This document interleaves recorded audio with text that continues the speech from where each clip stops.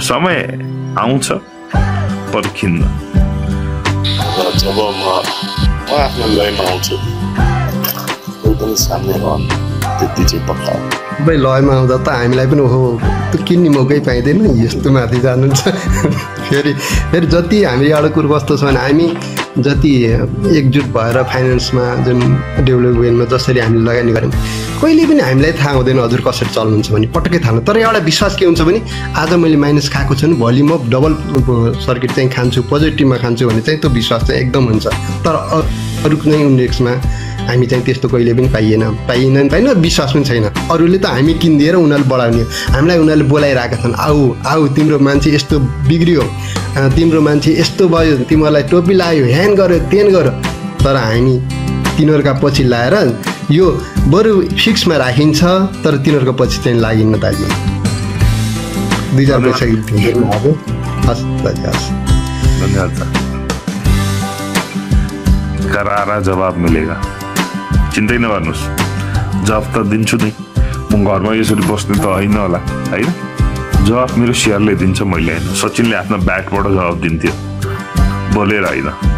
यो एक दिनदेखि बोलेको छु अलिकति यिनीहरूको खप्न नसकेर बोले हो मैले होइन। दिनुपर्छ कहिलेकाहीँ खातेहरूलाई दिनुपर्छ उनीहरूको औकात देखाइदिनुपर्छ कहिलेकाहीँ देखाइदिएको केही फरक पर्छ। मेरो पैसा मेरो मर्जी म आगो लगाऊँ म नन फन्डामेन्टलमा लगाऊँ तेरो बाउको कि कसमा मागेर ल्याएको पैसा हो मेरो कमाएको पैसा मैले जे पनि गरेँ। झापालीको बारेमा त के भन्नु र सबैलाई थाहा छ होइन। नमस्कार है मुख कालो गरेर बसेकै थियो होइन। र अस्ति त्यो एनआइसी एसिया बेचेर उसको बेङ्गलले बेच्न खोजिरहेको थियो त्यो पनि बिक्री नभएर होइन झगडा गरेर बसिरहेको थियो। यस्ता झापालीहरूलाई के भन्नु र फन्डामेन्टल मान्छेहरूलाई बर्बाद गर्नको लागि 1000 रुपियाँको क्लास दिँदै बस्छ होइन। यस्तालाई के नभन्ने फेरि मैले पुरा झापा जिल्लालाई भने होइन एउटा पर्टिकुलर व्यक्तिलाई झापाली भनिरहेको छु है। ल कन्टिन्यू गर्नु साथी के भन्दै हुन्थ्यो। नमस्कार सरलाई एउटा कुरा सोध्नु पर्ने थियो जस्तो यो हाइड्रो पावरहरूको प्रोमोटर सेयर अनलकको विषयमा यो 3 वर्षमा यो लकिङ खुल्ने होइन र सर हो। अनि यो जस्तो यो नेसनल हाइड्रो पावर छ नि एनएचपीसी हजुर त्यसको चाहिँ यो लकिङ अहिलेसम्म खुलेको देखाएन त्यो चाहिँ के हो सर नबुझेर हजुरलाई सोधे हो। एपमा देखाएन होला लकिङ जमानामा खोलिसक्यो है त्यस्तो हुन्छ। हस् धन्यवाद सर। अरू साथी छैन अरू साथीहरूको भने तल झारिदिउँ नयाँ लट लिदिउँ। दाइ नमस्ते दाइ एसएफसीएल को के छ दाइ? सबै राम्रो छ फाइनेन्स सबै राम्रो छ है चिन्ता नमान्नुहोस् दाइ। अनि यो अब आइपिओ को प्रक्रिया के हो अब लगातार आइरहनु पर्ने भन्ने हल्ला थियो मार्केटमा आजले हेरे आइरहेको छैन किन होला? होइन आउँछ अब आइपिओ आउँछ है। अब हाम्रो फाइनेन्समा कुन कम्पनीमा लाग्दा होला? सबै फाइनेन्स राम्रो छ सबै हाम्रो छ है। Tomorrow finance no sale day भनेर लेख्दै हुन्छ साथीहरूले है। सबैजनाले भोलि फाइनेन्स जुन रेट भए पनि सर्किट लागे पनि बेच्दिनौँ भन्ने निदो गरेर बस्नुहोस् आफै बढ्छ है। भाइ सिएफसीएल के छ भोलि? राम्रो छ भने त मैले सिएफसीएल के छ भोलि? राम्रो छ है।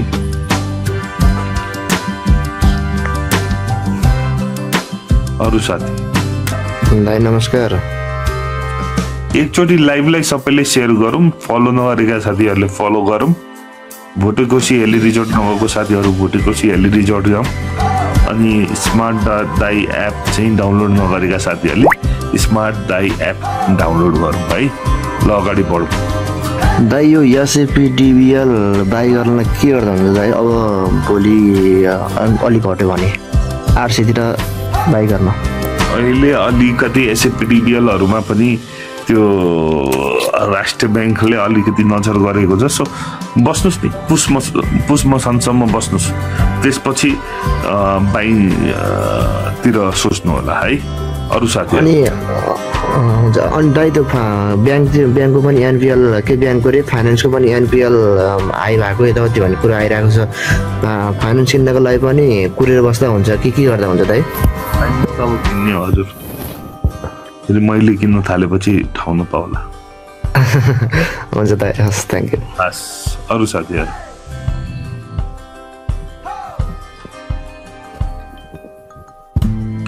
अरू साथी झारौँ पुरै लटलाई झारौँ नयाँ लटले जय सियाराम भाइ जय सियाराम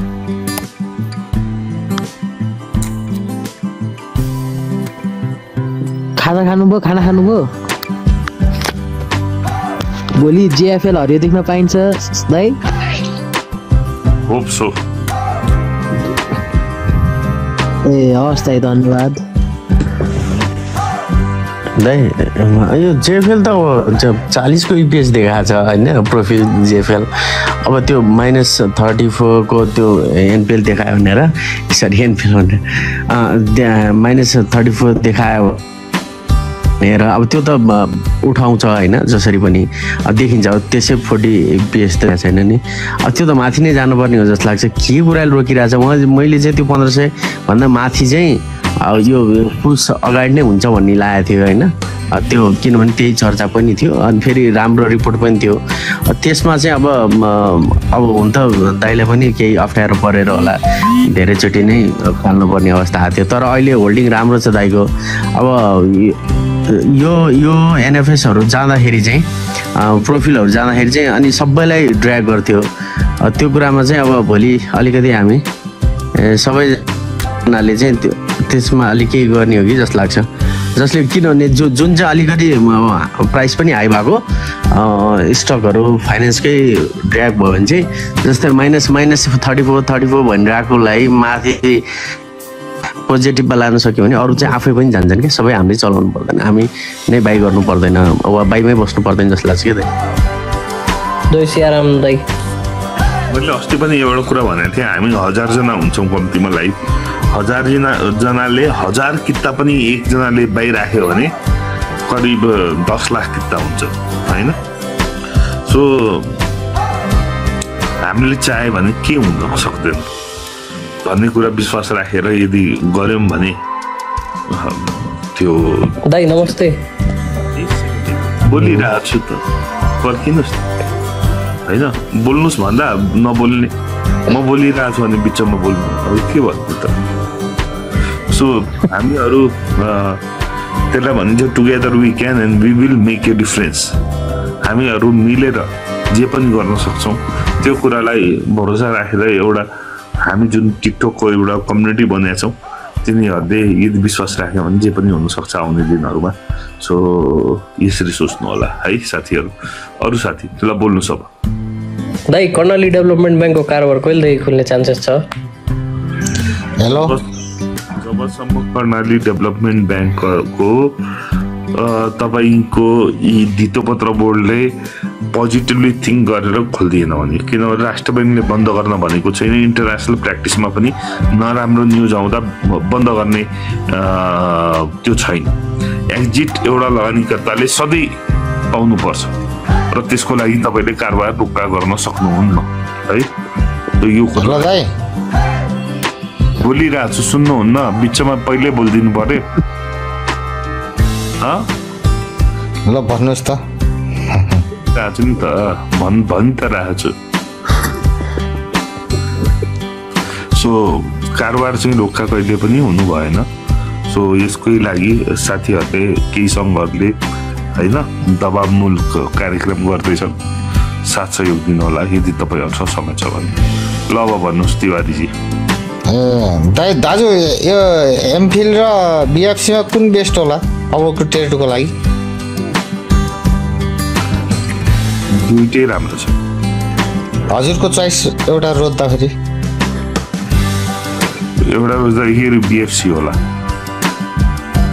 ओके दाजु थ्याङ्क यू हजुर दाइ नमस्ते यो पोखरा फाइनेन्सले मलाई एकदम दुःख दिइरहेछ यो के लाग्दा राम्रो हुन्छ कि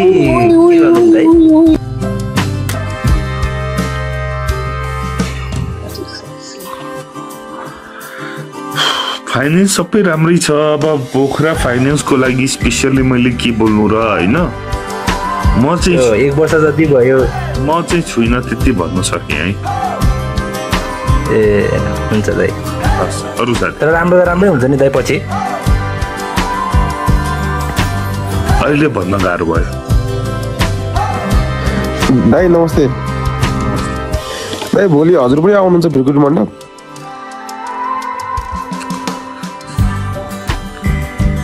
म आउँदिनँ होला, म आउँदिनँ। दाइ तपाईँसँग भेट्नलाई मिल्छ दाइ? कतै टाइम लिएर अपोइन्टमेन्ट लिएर तपाईँलाई भेट्ने कुनै त्यस्तो माध्यमहरू छ दाइ? यो अहिले भेटेको त छौँ। होइन फेस टु फेस एकचोटि भेट्न मन लाग्छ दाइ तपाईँलाई, त्यही भएर। आजभोलि गाह्रो भइसक्यो साथी, यति बिजी छु, माथिबाट कतिजना आइरहेको हुनुहुन्छ, धेरै गाह्रो भएको छ। म अस्ति पनि हजुरलाई भेट्न पाएन वसुन्धरामा, पानसमा। मैले बुझेँ कि हजुर, तर एकदमै गाह्रो भएको छ साथी। हजुरहरूले बुझ्दै हुनुहुन्छ नि, मेरो पनि बुझिरहेको छु दाइ। म त अब तपाईँलाई फाइनेन्सकै हो, म घट्टो पनि हजुरलाई भन्दिनँ, बढो पनि भन्दिनँ, हेरिरहेको छु दाइ, वेट गरिरहेको छु। अब त्यही त, अब टाइम लिमिटेसन हुन्छ, एकदमै गाह्रो हुन्छ होइन। जबसम्म कसैलाई एकदमै गाह्रो हुन्न तबसम्म नभेट्दा नै राम्रो हुन्छ। यो पनि एउटा भेट्ने माध्यम नै हो। तपाईँले एकदम साह्रो गाह्रो नभेटी नहुने अवस्था पुग्यो भने अर्कै कुरा हो, नत्र नभेट्दा नै राम्रो हुन्छ। होइन हजुरले टिकटक बन्द गरिदिनु भयो भने त अनि भेट्ने माध्यमै हरायो नि त दाइ, त्यही भएर हो। अल्टरनेटिभ टिकटक बन्द हस् दाइ, हस्, थ्याङ्क यू। ल साथीहरू, सर जय सियाराम। लाइक सेयर गर्नु। जय सियाराम हजुर। यो युजर 123 लाई उइ उइ गरिदिनुहोस् त, पुरै ब्लकै गरेर रोक्नुहोस्, म गर्छु। यसलाई उइ उइ गरिदिनुहोस् त, पुरै ब्लकै गरेर। उइ उइ उइ उइ। सर जय सियाराम है। सर भोलि फाइनेन्स घट्यो भने डराउनु त पर्दैन नि सर? म त यसलाई किन्ने अपर्च्युनिटी लिएको छु। म त भोलिदेखि अलिकति एग्रेसिभ बाइङ गर्छु, हेरौँ कति सफल हुन्छ है। भोलिदेखि झन् घट्यो भने झन् एग्रेसिभ बाइङ नै होला होइन सर भोलिदेखि त? पक्कै पनि मेरो साथी, पक्कै पनि। सर म पनि त्यस्तै गर्नु पर्ला अब। नमस्कार दाइ। उइ उइ उइ।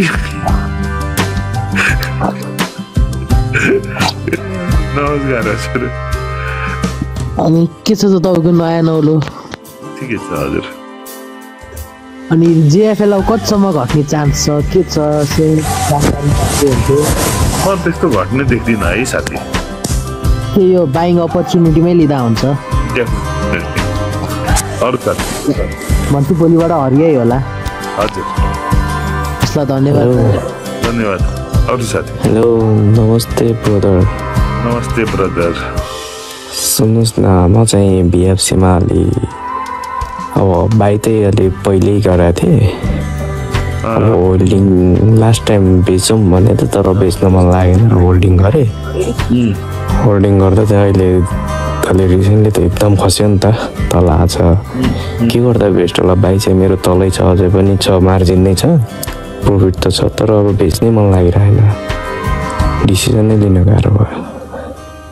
डिसिजन त हजुरले नै लिने हो, मैले लिने होइन हजुरको होइन। तर हजुर के गर्दा बेस्ट होला? केही समय होल्ड गरौँ कि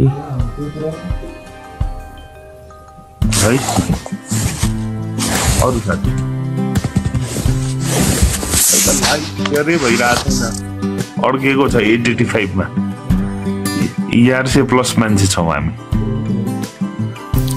है, खै त। अरू साथी? सर मार्केटमा पहिला आएको जति टर्नओभर रिटर्न हुन सक्ने चान्सेस रिसेन्टली अब केही समयमा देख्नुहुन्छ कि नै? आउँछ, फेरि आउँछ है। अरू साथी? दाजु नमस्ते। नमस्कार